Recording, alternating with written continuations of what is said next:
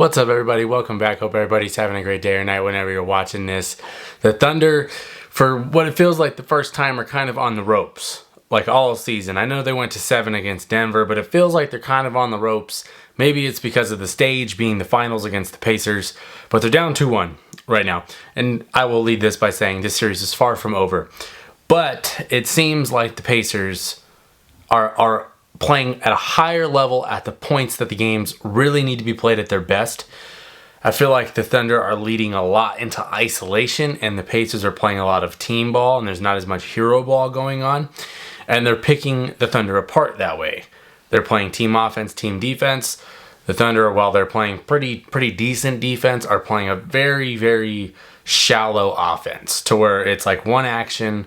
It's not as many passes, and shots are going up. The Pacers are flowing. Everybody's touching the ball. Everybody is getting a shot every minute. Like, they just have a totally inflow system, as to where the Thunder are completely, like, they look a lot more stagnant on offense. And you would have thought it would have been the other way, because the Thunder have a pretty generational defense going into this, that you would have thought that the Pacers would have been slowed down some. But they're still playing the same way they've played in every series to this point, where they're balls to the wall, gunning. They're pressing. They're applying pressure all over the court, and they're creating havoc. That's something that the Thunder were really good at all season.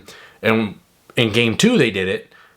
Game 1, they created a lot of turnovers, but they were dead ball turnovers. The Thunder are not getting as many easy looks as they're used to, and I feel like this is the first time that they're really backs against the wall. Gilgeous-Alexander has been really good in the finals, but in these clutch moments, you need more than one guy. Sure, you need the guy, but you need other guys to be able to be in flow and take shots confidently. And, like, statistically, him, Chet, and J-Dub all had good performances in Game 3. But those last, 6 minutes of the game, it felt like there was nothing from any of those three. It felt like it was hush-hush on the Thunder offensively, to where that can't happen. If they play great as a team for 42 minutes, and then the last 6 they kind of collapse underneath of the defensive pressure and just show the fatigue, I hate to tell you, it's not going to get any easier in Game 4, Game 5, Game 6, and Game 7 if there is one. The Pacers' pace is going to just be 100% of the time. The Thunder are one of those teams, they like to slow this down. They want the game for your team to be played in the half court. They want you guys bringing the ball up slow, 16 seconds on the shot clock by the time you cross half court. That's what they want.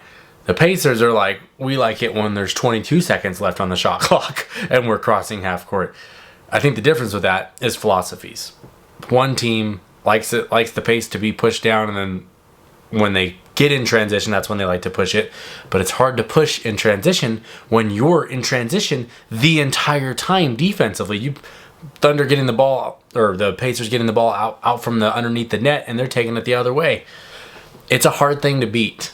The Pacers strength and conditioning coach, he deserves a massive raise, because it's every series they've played where it just looks like the other team is just gassed at the end of it. And it takes a toll. It takes a toll. And I think if this Thunder team wants to be this dynasty, being able to come back against this would be a huge step towards making that really, really possible. But it's not easy. It's not easy to go out there and be full court pressed for 48 minutes. And some of the turnovers they have are just dumb turnovers, like just silly mistakes. But you're in the finals. You can't make silly mistakes anymore. They're costly at this point. You're not playing the Hornets on a random Tuesday night in March.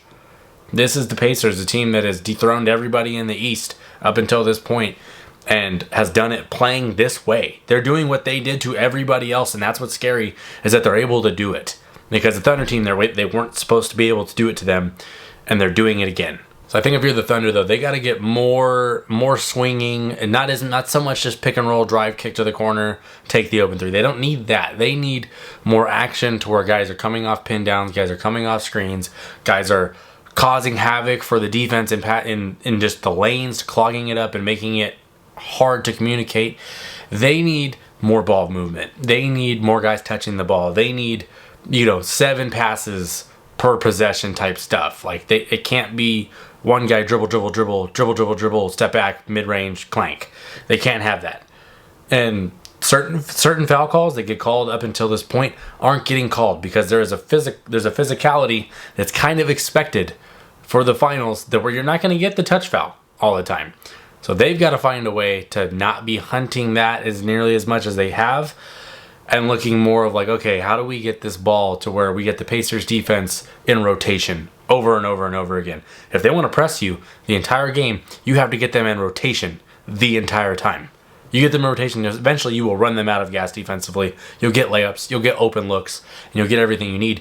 But when you only do pick and roll, and you're only taking like one-on-one ISOs and going to the mid-range and just doing that stuff, it's very easy for a Pacers defense to be like, we got 4 dudes that are standing here waiting. One guy that's kind of working on ball and stuff like that. But they got 4 dudes resting on that end, and then they're going to get the ball, and they're going to go 100 miles an hour back the other way. You can't play that way against them. You have to play as a team, as a unit. It cannot be SGA, go be MVP, go bail us out. That can't happen. It can happen from possession to possession, but it can't happen for long stretches of the game. They need J-Dub, they need Chet, they need everybody to step up and make plays in the fourth quarter, because this is where a young team will struggle, one that hasn't been here as often, and a team that's seen this once or twice and has gone through this and is, like the Pacers, has been amazing in the fourth quarter all playoffs long. You have to capitalize. If you're the Thunder, whenever you do get these leads, you cannot allow them to claw back with 4 or 5 minutes left. You have to basically do what they did in Game 2 and try to run them out of the gym. But they did that by a flux of everybody touching the ball, everybody getting open looks, and then, of course, guys just making shots. The Pacers, on the other hand, they're feeling really good right now. They're going to be going home right now for Game 4. Obviously, they won Game 3 at home. They've got Game 4, and they have a chance to go up 3-1. That is almost death in the finals, unless you have LeBron James. So they're going to be high stakes for this Game 4, and it's not to say that if one team wins or loses that the series is over, but if you go up 3-1 and you got 3 chances to win that last game as a Pacers team that's been clutch all year long, that's what you're gunning for. That there is no taking their foot off the gas. They should play Game 4 the exact same way they played Game 3 until OKC learns that they can't do it on their own. And that's a hard thing. That's a hard thing for a young team to learn, because they can kind of do that. Like a lot of their season is creating havoc and getting into transition and getting some dunks and getting free-flowing plays to where the defenses are not set. But right now they're facing a lot of set defenses, and they're not able to set their defense because of how the Pacers play. So they can't really match fire with fire in that, because you're probably going to lose in terms of just the overall attrition of the game and just being gassed at the end. So they got to find a way to create themselves easier looks and getting just more ball movement. It's so stagnant sometimes. Dribble, step back. It's not going to win you a championship. You need, like in that Denver series, they got the ball moving. They got it rotating. They got multiple possessions off of this because the defense is in rotation. Not everybody's ready to rebound. They got to get back to that. They got to find a way to get back to that. I think they kind of lived life on easy mode a little bit against the Timberwolves, and now they're getting punched in the mouth. So they've shown that they can respond. I don't know if they're going to respond, because this is the highest stakes that they're going to face. So your young team, you're either going to do it now, or are you ever going to do it? So there's some flux in that. And if you're the Pacers, you're feeling good. You're like, we got Game 4 at home. If we can win that, we're up 3-1, and then bring it on. Like, that's going to be possibly the greatest championship run we've ever seen. So, but that's, we don't want to count our eggs before they hatch, because I still think this series is far from over. My initial pick was OKC in 6. I do not feel good at all about it right now. They would have to win the next 3 games.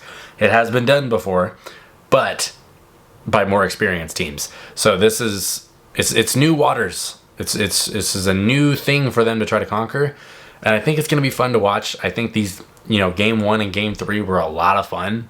Like, Game 2 was a blowout, but Game 3 came down to the final couple minutes, and the Pacers just pulled it out, as they've done all postseason. So if you're OKC, you got to pull one of these out. They need like a confidence boost, because they've won a lot of games by 20, 30, and damn near 40 points.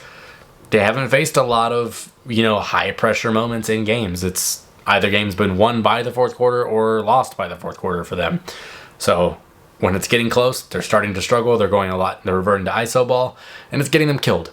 So ultimately, I think Daignault needs to do a better job once it comes down to that fourth quarter when things get stagnant, of drawing, using timeouts, drawing up more plays, emphasizing the team aspect of this, because you can get this Pacers team in rotation. You can get them there and you can find some gaps. The thing is, the Pacers, they just don't give a damn. There's no fear in that team. They do not care who they're playing. They're thinking they're going to win this game. There's no fear in those dudes. So OKC has to put some level of fear into the Pacers, because right now OKC is reeling and the Pacers are rolling. So we'll see what happens, man. I'm curious. Do you think the Pacers are going to pull this off and get their first chip? Do you think Game 4 goes to OKC and we have a 2-2 series? Ultimately, I just hope we just get just as good of a game as Game 3. We get that. It's going to be great. Whoever wins, wins. And then we, obviously I think for like fans and like wanting a longer series, obviously that would lean towards OKC winning Game 4. But the Pacers run is just historic if they keep this going. So there's a lot of good stuff to watch for. But I'm just enjoying it. So if you're new to the channel, please subscribe if you like this kind of content. Please like the video. Appreciate you for watching. I'm done. Peace.